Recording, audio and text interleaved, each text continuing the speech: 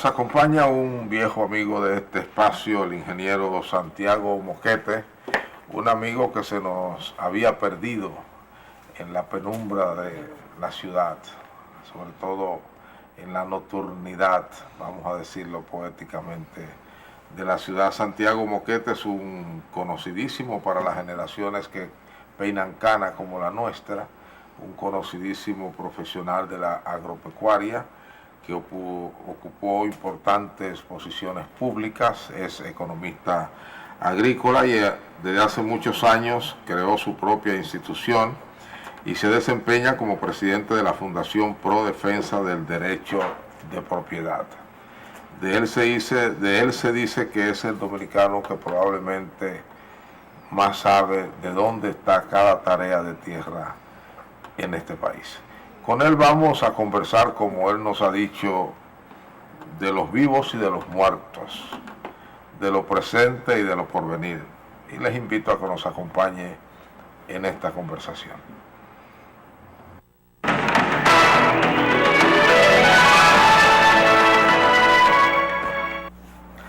Ingeniero Santiago Moquete, qué bueno haberme encontrado con usted y que hubiésemos acordado hacer este programa. Se ve joven y se ve buen mozo. Me mantengo. Y me dice que está en lo mismo, ¿no? En lo mismo. Regando con tierra con un plus ahora, que me ha informado que es abogado.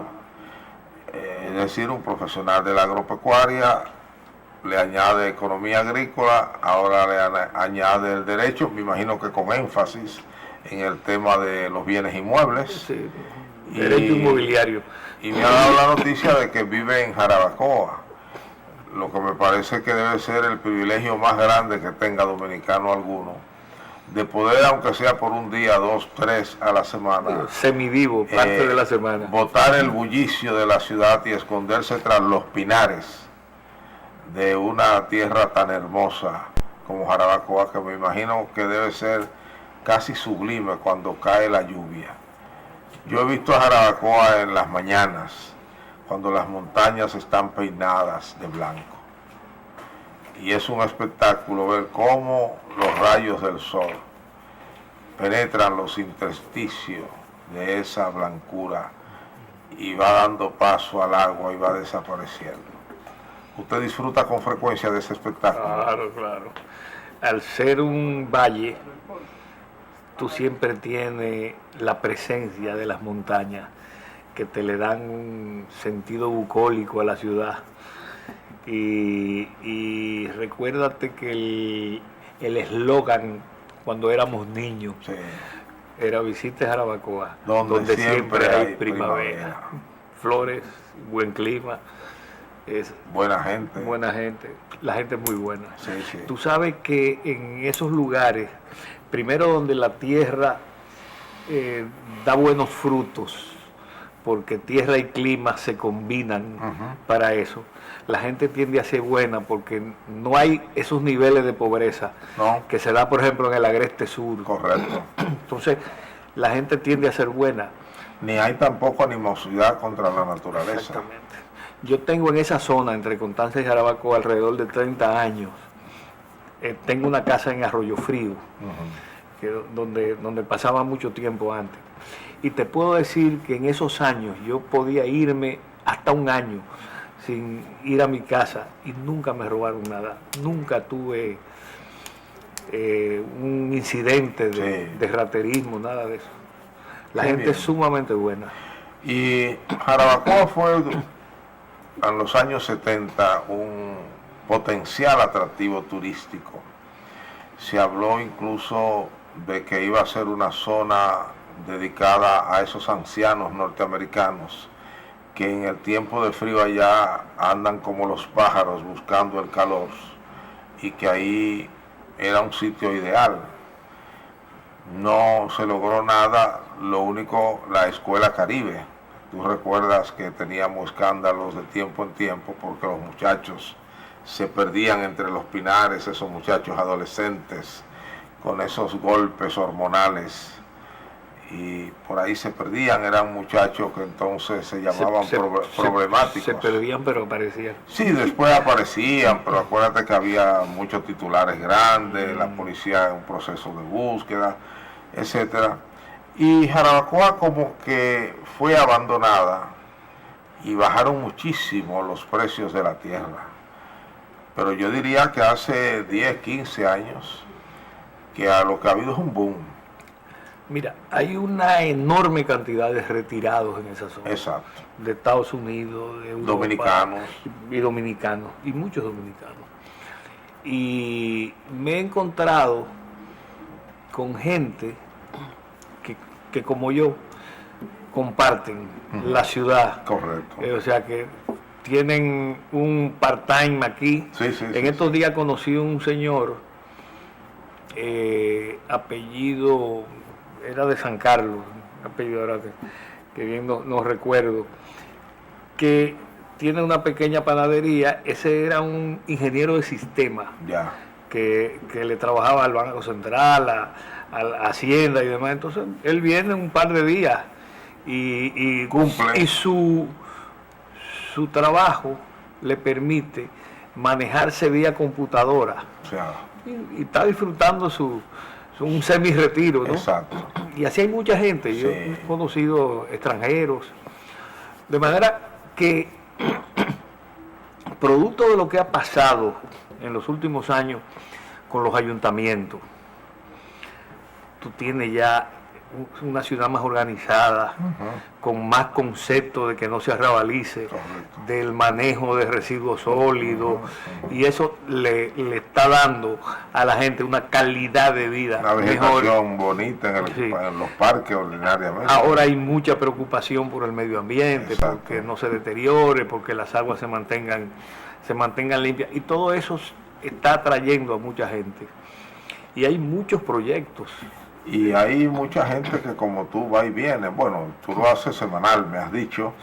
Pero, por ejemplo, el periodista Mármol, él me decía, no sé si lo estará haciendo ahora, que iba y venía todos los días. ¿Ese es José Mármol? No es José. José Mármol es el poeta. Es el poeta. Este apellido Mármol, un periodista ya más veterano que nosotros somos, que trabajó muchos años en el Caribe, y que hasta hace poco trabajaba en relaciones, era el relacionador público, creo que de la Plaza de la Salud. Y entonces él venía todos los días y me decía, no, eso es un encanto, y eso es ahí mismo. Si tú tomas una guagua de Caribe Tour a las 7 de la mañana hasta aquí a las 9, la puedes volver a tomar a las 4 y estás en tu casa a las 6. Ya. ¿Y Caribe Tour vaya? Sí, Caribe Tour tiene 4 vuelos, vamos a llamarle, al día, de aquí y de allá. Entonces hay una buena conexión. Ya. Y cuando tú llegaste a la abuelidad ya, sí, eres abuelo, yo tengo 4 nietos. Y ya cuando uno es abuelo, como es tu caso, ya de alguna manera sabe que el tiempo que le queda en la tierra es menor que el vivido. Me imagino que un sitio así le atrae mucho, ¿no? Sí. No solamente cuando uno llega a esta edad, yo cumplí 70 ya, el año pasado, de manera que voy camino a 71. Cuando uno llega a esta edad, primero yo que viví una vida desde muy jovencito, muy alterada, muy agitada, muy intensa, uno comienza a ver las cosas de otra manera y va entendiendo que hay que darse ese remanso de paz, como los ríos. Que jóvenes son turbulentos porque están en las montañas, pero cuando llegan al valle son tranquilos, reposados. O como dicen los psicólogos, dése el permiso de disfrutar tal cosa, ¿no? De todas maneras, yo por lo que hago, siempre estoy en medio de algún tipo de conflicto, porque la tierra de por sí, fíjate que la tierra es el espacio vital fundamental de la gente. Totalmente. Y yo recuerdo que Maquiavelo le decía a los príncipes, tú le puedes quitar al hombre hasta a su mujer, pero no te metas con su tierra. Correcto. Porque ese espacio vital genera conflicto. Y los hombres matan y se matan por ella. Y más cuando vamos entrando en edad, porque hay como un misterio que ala uno a la tierra. Como se sabe que ese será el lugar de reposo, todas las personas que tenemos determinada edad ya queremos tener un pedacito de terruño, donde sembrar una cosita, donde mirar una planta, donde echarle agua, y es como un llamado, un vocatio de la tierra hacia el ser humano, porque ese es nuestro lugar casi último para lo que creemos la vida, la concepción cristiana de la vida es el lugar casi último que nos tocará vivir, estar, entrar, etcétera. Tú eras un hombre de izquierda. Claro. En esa izquierda estaliniana, que era la que vivíamos aquí, no había mucho espacio para más maoísta que estaliniana. No había mucho espacio para la poesía, ¿verdad? Para pensar en estas cosas. A veces cuando yo hago un repaso de la vida, hay muchas cosas que me perdí por esa vocación materialista que nos impregnó la izquierda. Por ejemplo, yo ahora descubro un cantante como José José, que sí, nunca soporté. Exacto. Y cuando me pongo a oírlo digo, pero qué bien canta, sí, pero sí, qué letra tienen sus canciones. Por decirte, sí, de esa pequeña cosa, ¿no? Sí, sí. De todas maneras, con la poesía, yo siempre estuve vinculado a aquel grupo que se llamaba La Joven Poesía, donde estaba Mateo Morrison, porque algunos eran de izquierda, de manera que siempre estuve en ese campo. Después me metí con Jimmy Sierra a organizar el movimiento cultural universitario, y yo era que me encargaba de la parte de cine. Sí. Dábamos cursos de cinematografía, donde yo enfocaba la historia del cine, que de ahí Jimmy derivó y se ha quedado como director, que hace... Sí, una especie y también de culturólogo, ¿no? De culturólogo. Sí. Bueno, acaba de sacar un diccionario muy interesante. Sí, lo han criticado mucho por muchos vacíos, pero es un gran esfuerzo intelectual que lo que hay que hacer es completarlo. Y mira, yo soy ahora un hombre muy crítico de la izquierda. Muy crítico. ¿Te acuerdas de aquel famoso libro Proceso a la Izquierda de Pekov? Que fue el primer latinoamericano que se atrevió a sentar en el banquillo a la izquierda. Y de ahí salió un movimiento que se llamaba Movimiento al Socialismo, que era un movimiento muy crítico de las posiciones. Pero la izquierda siempre fue eso. Si tú tomas lo que fue la Revolución Soviética, el hombre más brillante en esa revolución, Trotsky. Yo terminé siendo un poco troquista. Esa figura me cautivó. Sí. Lo que ocurre es que aquí, en mi militancia de juventud, en la izquierda nuestra, siempre se habló mal de Trotsky. Cuando eso solo era troquista aquí, el profesor Malagón. Malagón. Y después este muchacho de León, ¿no? Y de León. Y Malagón siempre nos lo enseñaba muy estigmatizado, ese viejo, troquista. Sí. Bueno, recuérdate que uno de los choques, de los pleitos que se dieron en la universidad más terrible, que fue el del 21 de junio del año 1967. Donde cayó Lama. Donde cayó ese muchacho, Lama no, un hermano de Monchi Fadul, que iba huyendo por el play. Ese día, eso comenzó con una golpeada que los pacoreros le dieron a Malagón, un señor ya mayor, ajedrecista. Esa época no era tan mayor, no. Era un hombre joven, pero tenía que ser sesentón. No, en el 67 no. Sí. Digo, quizá uno por los años, pero acuérdate que es el padre de Virgilio. Pero ese profesor... Virgilio Malagón Álvarez. Sí, pero ese profesor Malagón era un hombre brillante. Era un hombre que paseaba el país por el mundo como un ajedrecista de primera línea. No, pero además un escritor escribió un libro que se llama, paradójicamente, Escribir es fácil. Sí. Y fue muy maltratado. Entonces el concepto que teníamos del troquismo era un concepto distorsionado por ese stalinismo que nos copó de una manera. Creo que Trotsky era muy intelectual para la usanza dominicana. No, y para el momento soviético. Porque ese momento, recuérdate que la Unión Soviética era el país más atrasado de Europa. Pero bueno, a él lo que lo distanció de Stalin fundamentalmente, aunque Lenin lo prefería, fue más su concepción de la revolución, tú sabes. Porque la revolución permanente. Exacto, la revolución permanente era totalmente diferente a lo que creía Stalin. Pero este era un pensador brillante. Y que cuando tú lees su tesis sobre el entrismo, cuando tú lees su tesis, te das cuenta que quizás otra hubiera sido la historia de la Unión Soviética. ¿Tú entraste a la izquierda por qué puerta? Bueno, yo comencé... ¿MPDista? No, catorcista. Catorcista. El MPD nunca me gustó. Nunca. Entonces del 14 te fuiste al Pacorero. No, yo nunca estuve en el Pacorero. Sí, ¿y de dónde te fuiste? Del 14, cuando el 14 se desmembra, sí, que fue un proceso muy doloroso. Después de la guerrilla. No fue después de la guerrilla, fue después de la guerra. Después de la guerra. Con la ida de Camaño a Cuba.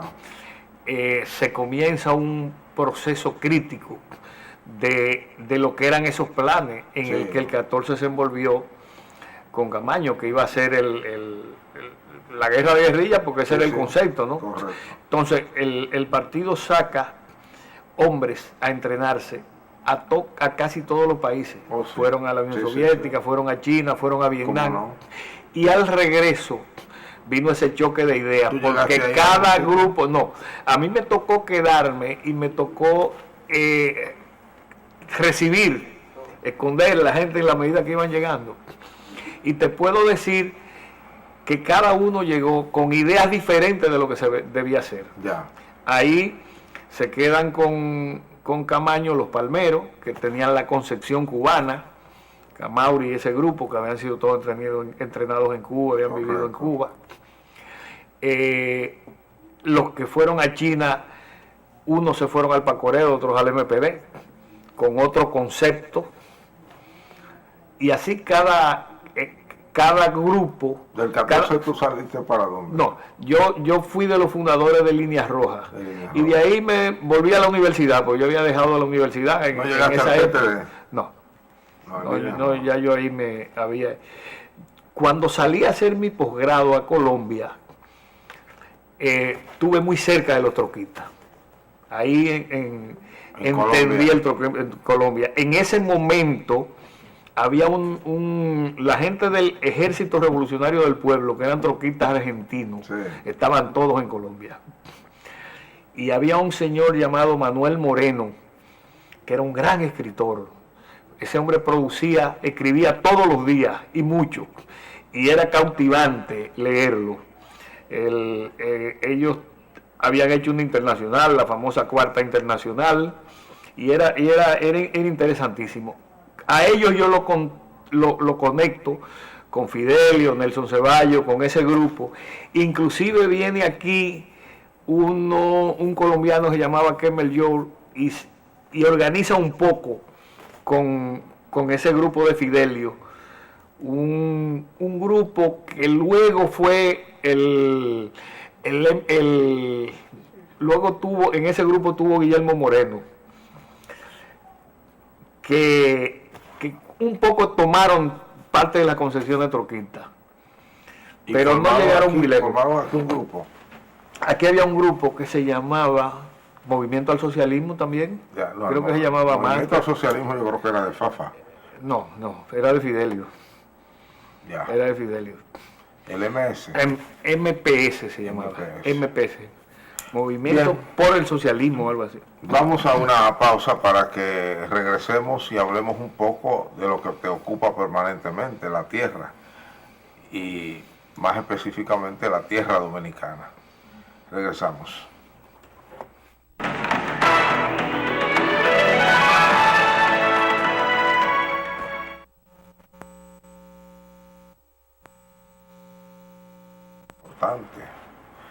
Tanto que al nacimiento de la República, una de las corrientes importantes era el aterismo, los ateros, los grandes propietarios de la tierra. Y tuvimos un gran presidente, sin cuya espada, dice Balaguer, la independencia no hubiese sido posible. Sí, a pesar de que así Sí. fue muy duro con Exacto, él. pero Lo llevó al panteón con una crítica sí, muy fuerte. y al mismo tiempo una defensa, uno de los discursos más dialécticos de Balaguer, con una hermosura impresionante. El cerebro de Balaguer debieron de haberlo conservado incluso para beneficio de los que nunca fuimos balagueristas. Tú sabes que Balaguer crece en mi corazón cada día, porque cada día nos damos cuenta, que, al fin y al cabo, que era un hombre extraordinario y que manejó con más pulcritud que todos los demás del país. Bueno, entonces los ateros, como el liberalismo azul, ha sobrevivido a lo largo de la historia dominicana. Yo te digo, te pregunto, ¿tienen todavía mucho peso los dueños de la tierra en nuestro país?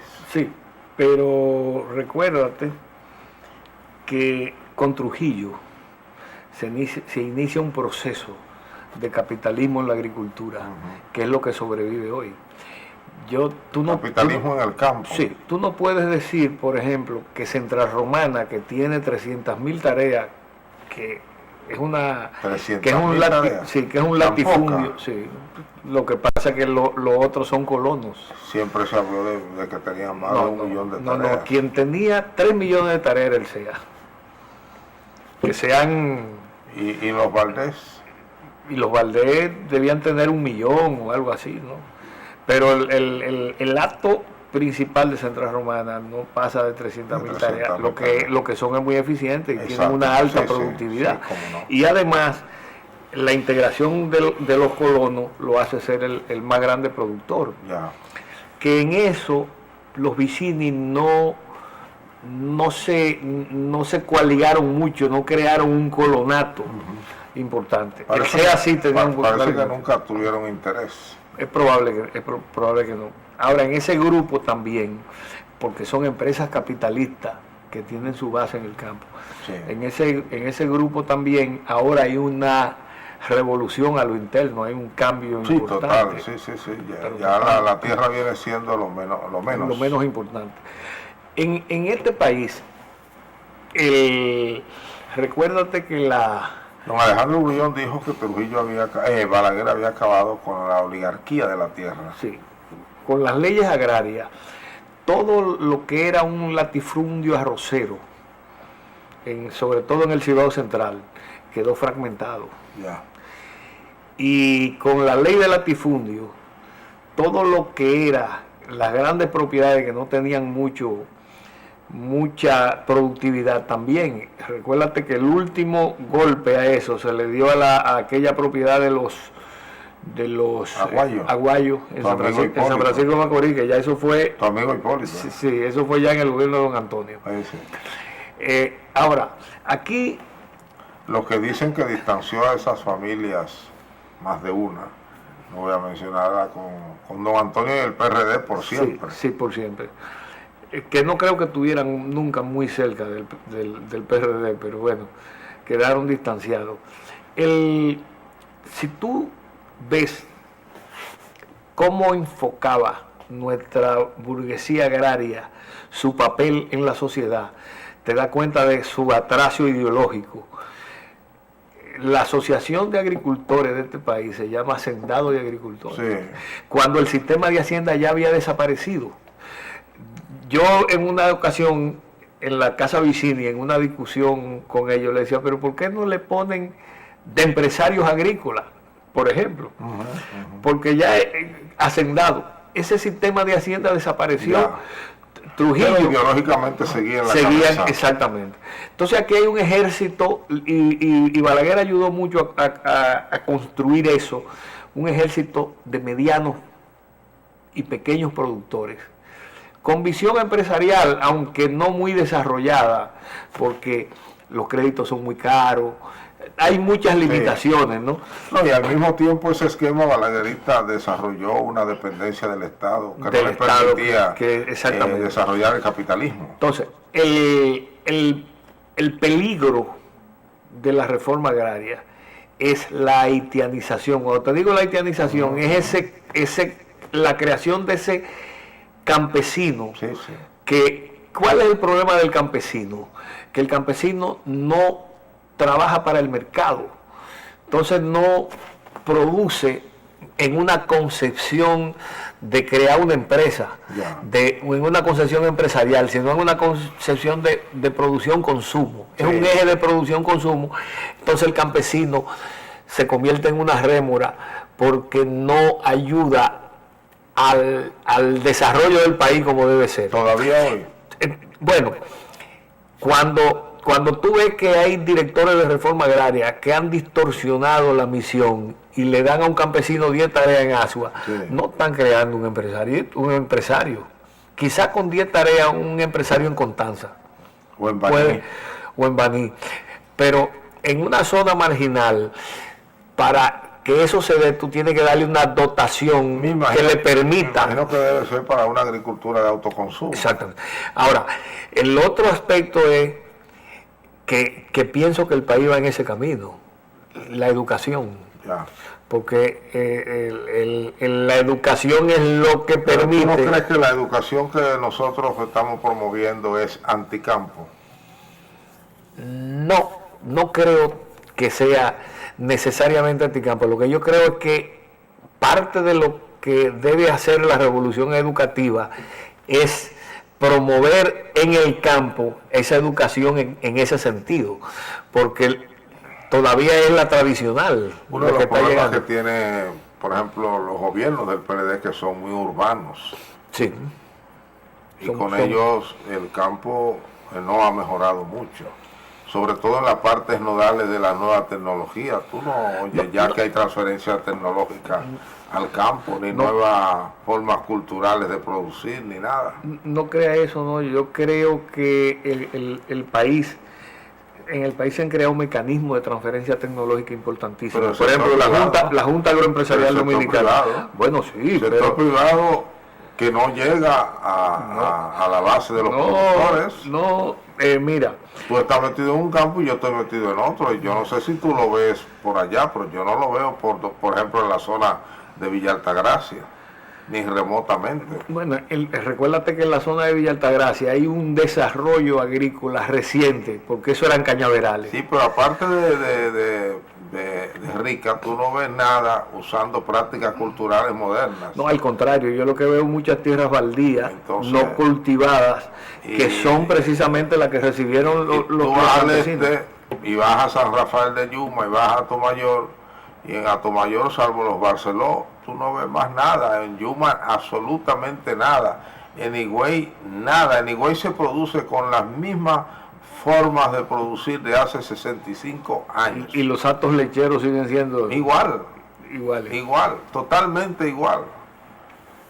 Entonces no hay transferencia. El único papel válido de un Ministerio de Agricultura debería ser transferir tecnología. Sin embargo, por ejemplo, en la zona de Mao hay un ejército de pequeños productores de banano de exportación. Tradición de los bogaros. Tradición de los bogaros. No, pero el banano... donde primero hubo aquí intenciones capitalistas. No, y donde primero hubo canales, donde primero hubo canales de irrigación y demás, ¿no? Y Monsieur Bogar ahí que fue un señor que existió y que trabajó para desarrollar la tierra. El canal lleva ese nombre en honor. Exactamente, o sea que son excepciones. Sí, pero ahí te digo, hay un ejército de pequeños productores, de gente con 50 tareas de banano, de exportación, que le va muy bien. ¿Por qué dejamos fuñir, por ejemplo? Sí, eso es verdad. ¿Por qué dejamos fuñir el café, el cacao? No es que se ha caído, al contrario, el café y el cacao están en un repunte. ¿Qué pasa ahora? Países como China, la India, que nunca consumieron cacao, que nunca bebieron café, están consumiendo. Si tú miras las estadísticas, tú no podrías decir que están en un repunte, ni remotamente. No, están en un repunte. Cayeron y están levantándose con nuevas variedades. Hay toda una retórica alrededor de que se quiere, pero no se hace, porque la agricultura no es prioridad en los gobiernos morados. Y se creía que con Hipólito iba a tener un auge y fue la gran decepción del gobierno de Hipólito Mejía. Mira, ¿tú sabes cuál es el problema más serio que tiene la agricultura? Las tarjetas, el DAO. Oh, pero claro, totalmente. Tú no encuentras hombres que trabajen en el campo. Eso comenzó allá en la sierra. El doctor Ravelo, economista que era prestante de la Ucamaima, hizo el primer estudio en este país sobre los efectos negativos de la remesa en la sierra. Los hombres estaban en el parque sentados con un motor esperando a Godot o esperando el situado. Y ahora esta gente tiene 1 millón de personas dándole... Así mismo. Y tú tienes que sustituir esa mano de obra que ya no va a trabajarte o que si va te quiere cobrar muy caro por haitianos. Correcto. Que ese es otro de los grandes problemas. Este país tiene 2 o 3 problemas serios. Uno es la corrupción ancestral de nosotros los dominicanos. Pero muy resucitada, bueno, muy viva esa corrupción. Bueno, lo que ocurre, modernizada incluso. Lo que ocurre es que en los gobiernos del PLD, yo pienso que ha habido avances significativos en infraestructura, en muchas cosas, pero también hay la percepción de que la corrupción es descontrolada. Pero dime si tú crees que es realidad o percepción. No, yo creo que hay mucho de realidad. Mucho de realidad. Yo creo que hay mucho. Yo digo que Balaguer mantenía a los reformistas muy controlados en lo que a la corrupción se refiere. Los PRDistas probablemente eran los que menos robaban. Eso era el desorden, le hacía parecer. Sí. Pero los PRDistas lo que son es desordenados. Pero eso se ha corporativizado en el PLD. ¿Tú te acuerdas de aquel ensayo del profesor Vilas sobre la corrupción en los gobiernos de Balaguer como un mecanismo de control político? Para Balaguer era un control político y él sabía hasta cuándo te dejaba robar, coger, porque para él eres un factor de control político, un mecanismo, no simplemente de que se robara y robara todo el que quisiera. Y el mismo estilo de Balaguer, que era un estilo unipersonal de gobierno, el PLD es más corporativo, el comité político es una corporación. Sí, Balaguer aprendió eso de Trujillo. Trujillo decía, quiero enriquecer a los Álvarez, y creaba un monopolio para que los Álvarez lo manejaran. Y cuando él entendía que ya era peligroso permitirle seguir enriqueciéndose, le tenía eso ahí. Entonces, en los gobiernos PLDistas, los funcionarios son dueños de los puestos. La rotación siempre es positiva. Ya. Porque rompe esas... Dependiendo de tu rango en el partido. Sí, esos grupos que se crean para corromper, para de alguna manera aprovecharse del Estado, se desarticulan con los cambios. Yeah. Y aquí estos son eternos. Y no hay mecanismo de control. Tú no tienes una Cámara de Cuentas, tú no tienes un Senado, tú no tienes una Cámara de Diputados, tú no tienes el mecanismo lo tienes, pero al servicio de. Y entonces tú crees que hoy está disminuido el poder político de los grandes dueños de la tierra. Sí, real y efectivamente, con la reforma agraria de Balaguer, el poder latifundista quedó muy disminuido. De ahí nacieron un ejército de medianos y pequeños productores, que son esa gente que prohijó la reforma agraria. Uh-huh. Y que ahora yo pienso que se va a entrar en una nueva etapa en la medida en que se le den su título. Eso que el presidente Danilo Medina está haciendo.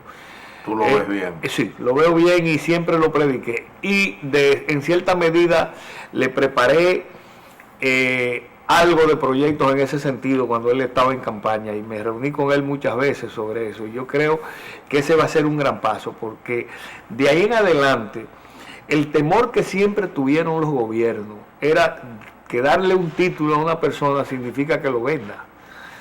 Pero a mí no me preocupa que ya tú te favorezcas con un pedazo de tierra y que te la titulen y que tú se la venda a él, porque él que le duele el dinero que dio, la pone a producir, la convierte en una empresa. Ingeniero, vamos a un segmento comercial para venir al último tramo del programa y que hablemos un poco de por qué siempre se dice que el agricultor o el campesino cibaeño es muy diferente al agricultor o campesino sureño.